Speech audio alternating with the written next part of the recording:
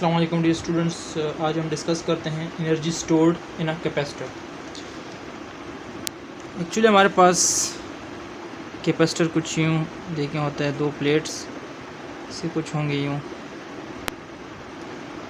और ये प्लेट्स हमारे पास जब हम इसको पोटेंशियल डिफरेंस अप्लाई करते हैं, वोल्टेज अप्लाई करते हैं, तो क्या होता है, एक प्लेट हमारे पास पॉजिटिवली चार्ज होना शुरू हो जाता है और दूसरा प्लेट हमारे पास नेगेटिवली चार्ज होना शुरू हो जाता है। अब ये जो चार्जिंग का सिलसिला है ये ग्रेजुअली होता है, इस पर पॉजिटिव चार्ज ग्रेजुअली इंक्रीज़ होता है और इस पर ग्रेजुअली नेगेटिव चार्ज इंक्रीज़ होता है। और इसी तरह यहाँ पे इनके बीच में पोटेंशियल डिफरेंस क्रिएट होना शुरू हो जाता है। अब ये पोटेंशियल डिफरेंस जो V है, यहाँ पे फॉर एग्ज़ाम्पल हमने V पोटेंशियल डिफरेंस अप्लाई किया, यहाँ पे V पॉजिटिव है और यहाँ पे V फॉर एग्ज़ाम्पल 0 है, तो हमारे पास पोटेंशियल डिफरेंस जो हुआ वो यहाँ पे हमारे पास V हुआ। तो ये शुरू में हमारे पास इन प्लेट्स के बीच में पोटेंशियल डिफरेंस 0 था और यूँ ग्रेजुअली इंक्रीज़ होता होता हमारे पास कहाँ पहुँचा, V पे, ऐसा ऐसा V पे। ये पोटेंशियल डिफरेंस यहाँ पे कांस्टेंट नहीं था, ये ऐसा ऐसा इंक्रीज़ हुआ हमारे पास और जाके V पे पहुँच गया। जब यहाँ पे पोटेंशियल डिफरेंस और बैटरी का यहाँ पे पोटेंशियल डिफरेंस मैच कर जाएगा, इक्वल हो जाएगा, तो मज़ीद चार्जिंग जो कैपेसिटर है वो चार्जिंग स्टॉप कर देगा। सो स्टूडेंट्स, यहाँ पे फॉर एग्ज़ाम्पल हमारे पास +Q चार्ज स्टोर हुआ, यहाँ पे -Q चार्ज स्टोर हुआ। अब स्टूडेंट यहाँ पे चूँकि मैंने पहले आपको बता दिया कि हमारे पास पोटेंशियल कांस्टेंट नहीं था, पोटेंशियल डिफरेंस ग्रेजुअली वेरी कर रहा है यहाँ पे, तो हम यहाँ पे जो पोटेंशियल लेंगे वो V नहीं लेंगे, बल्कि हम यहाँ पे क्या लेंगे, एवरेज पोटेंशियल लेंगे। तो हमारे पास हम पोटेंशियल कुछ यूँ लेंगे, V will be equal to, in this case V average will be equal to VI plus VF, जो इनिशियल हमारे पास पोटेंशियल था, और जो फाइनल पोटेंशियल डिवाइडेड बाय 2। तो हमारे पास इनिशियल पोटेंशियल क्या था, 0, फाइनल पोटेंशियल क्या था हमारे पास, वो V है, तो डिवाइडेड बाय 2। तो ये हमारे पास V एवरेज कितना आ गया हमारे पास, V डिवाइडेड बाय 2। तो जहाँ पे पोटेंशियल जो हम कंसिडर करेंगे वो V/2 कंसिडर करेंगे। From electric potential we know that from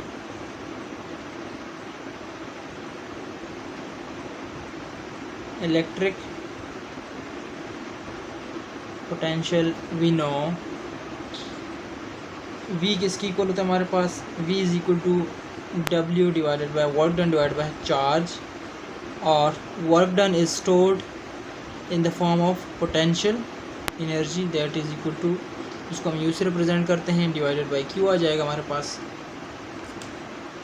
फिर हम इसको यूँ भी लिख सकते हैं, U is equal to QV, लेकिन यहाँ पे हम किसकी बात करेंगे, एवरेज। तो यहाँ पे मैं एवरेज लगा दूँगा इसके साथ, तो यहाँ पे इसकी वैल्यू यहाँ से पुट कर दूँगा इधर, तो QV डिवाइडेड बाय 2 हमारे पास आ जाएगा U के लिए। तो स्टूडेंट्स यहाँ पे ये हमारे पास V क्या चीज़ है, ये वो पोटेंशियल डिफरेंस जो प्लेट्स के बीच में क्रिएट हुआ है, ये charge on the plates of the capacitor, और U ये क्या हमारे पास क्या है, ये हमारे पास energy stored on a capacitor. फिर स्टूडेंट्स हम देखते हैं कि हमारे पास जो कैपेसिटेंस होता है वो किस चीज़ की इक्वल होता है, या फॉर एग्जांपल यहाँ पे इक्वेशन को मैं दोबारा लिखता हूँ, U इज़ इक्वल टू हमारे पास QV डिवाइड बाय 2 है, और हमारे पास ये जो Q होता है ये किसकी इक्वल होता है, Q is equal to CV की इक्वल होता है। सो हम इसको, ये जो इक्वेशन है इसको हम रिप्लेस कर सकते हैं, यहाँ पे Q को रिप्लेस करते हैं CV से, U is equal to CV into V divided by 2, that will be equal to CV² divided by 2। So students इसको मैं इक्वेशन 1 का नाम दे देता हूँ। अब स्टूडेंट ये वाला जो इक्वेशन है इसको मैं इस फॉर्म में भी लिख सकता हूँ, और V is equal to Q/C। तो इक्वेशन ए हमारे पास इस वैल्यू को हम इक्वेशन ए में पुट कर देंगे। ये जो हमारे पास वैल्यू है, इस वैल्यू को अगेन हम इस इक्वेशन पुट कर देंगे, तो हमारे पास क्या आएगा, U is equal to Q/2 into Q/C। So that will be equal to Q² divided by 2C। तो ये हमारे पास इक्वेशन 2 आ गया। तो एनर्जी हमारे पास इन दोनों में से किसी फॉर्म में भी हो सकती है। अगर हम पोटेंशियल डिफरेंस के फॉर्म में लेना चाहते हैं तो उस केस में हमारे पास ये आएगा, और अगर हम इन द फॉर्म ऑफ चार्जेस लेते हैं तो हमारे पास ये फॉर्म होगा। अब स्टूडेंट्स यहाँ पे जो हमने energy stored on a capacitor ये हमने फाइंड की, ये इन द फॉर्म ऑफ आप चार्जेस या पोटेंशियल डिफरेंस के फॉर्म में हमने फाइंड की। अब अगर यही एनर्जी हम फाइंड करना चाहते हैं इन the form of electric field, चूँकि हमारे पास दो प्लेट्स होते हैं, पॉजिटिव और नेगेटिव, एक प्लेट को पॉजिटिव चार्ज करते हैं दूसरा नेगेटिव, तो इन दैट केस इनके बीच में एक फील्ड भी क्रिएट हो जाता है। अगर हम इलेक्ट्रिक फील्ड के फॉर्म में इस एनर्जी को फाइंड करना चाहते हैं, सो इन दैट केस हमारे पास इस इक्वेशन की क्या कंडीशन बनेगी, या इस इक्वेशन को हम किस फॉर्म में लिख सकते हैं, तो अब वो डिराइव करते हैं। तो स्टूडेंट्स हम ये जो फर्स्ट वाली इक्वेशन 1 इसको यूज़ करते हैं। अब आगे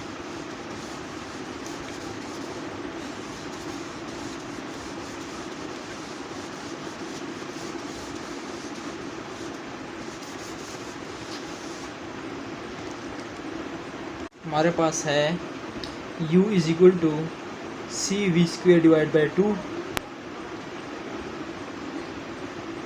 यहाँ पे देखें ये जो V है इसकी वैल्यू हमने यहाँ पे पुट करनी है, रिप्लेस करना है, और ये जो C है इसको भी रिप्लेस करना है हमने, लेकिन किस से, अब वो लिखते हैं। हमारे पास जो इलेक्ट्रिक फील्ड इंटेंसिटी है वो किसकी इक्वल है, E इज़ इक्वल टू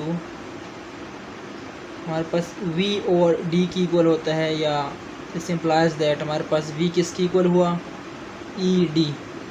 तो यहाँ भी जो V है इसको हम रिप्लेस करेंगे इससे, इसको मैं इक्वेशन 3 का नाम दे देता हूँ। और हमारे पास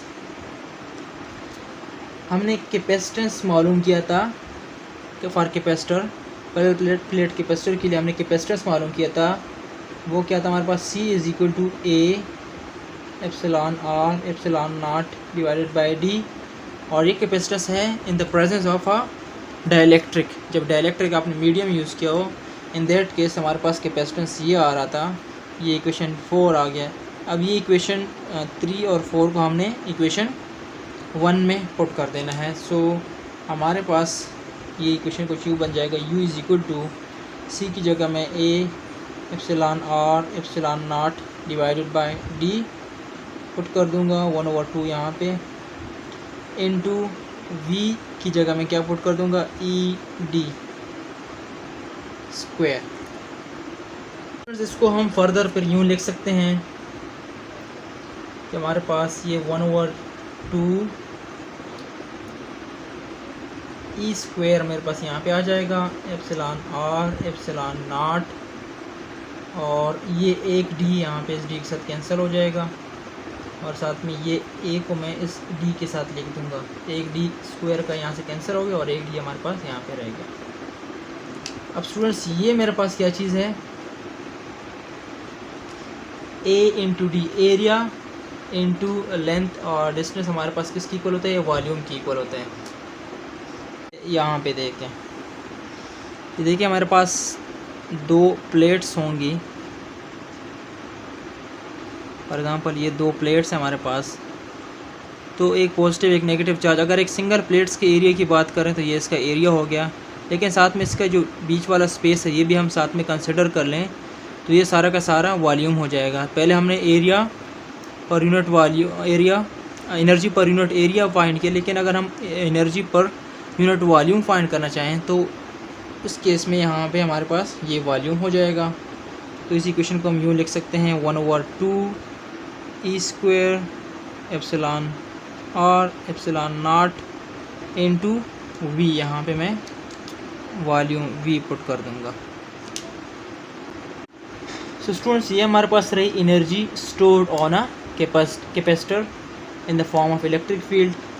अब स्टूडेंट, अगर हम फाइंड करना चाहते हैं energy density,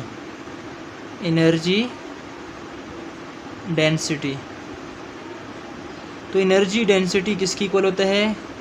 energy per unit volume. तो यहाँ पे हम इसकी वैल्यूज पुट कर देते हैं। एनर्जी की वैल्यू हमारे पास क्या है? 1/2 E² epsilon R epsilon not V divided by ये V हो जाएगा। तो हमारे पास ये दोनों कैंसिल, सो हमारे पास क्या बच जाएगा? 1/2 E² epsilon R epsilon not. Energy density हमारे पास ये रहा। स्टूडेंट, ये हमारे पास ये जो टर्म है किसी भी मटेरियल के लिए, डाइलेक्ट्रिक मटेरियल किसी भी प्लेट्स के बीच में रख देते हैं तो उस केस में ये वैल्यू तो हमारे पास कांस्टेंट आएगी, फिक्स आएगी, लेकिन हमारे पास वेरी क्या करेगा? ये इलेक्ट्रिक फील्ड। तो हम क्या कहते हैं? एनर्जी डेंसिटी किसके प्रोपोर्शनल है? Proportional to E²। Energy density is proportional to field square के, जितना इसके बीच में फील्ड होगा एनर्जी की डेंसिटी उतनी ज़्यादा होगी। जितना स्ट्रॉन्गर फील्ड दोनों प्लेट्स के बीच में क्रिएट होगा उतनी ही ज़्यादा एनर्जी इसमें स्टोर्ड होगी इन the form of electric field. Thank you students, hope so कि आपको टॉपिक की कम्प्लीटली समझ आ गई होगी। चैनल को ज़रूर सब्सक्राइब करें और अपने फ्रेंड्स के साथ लाजमी शेयर करें। Thank you.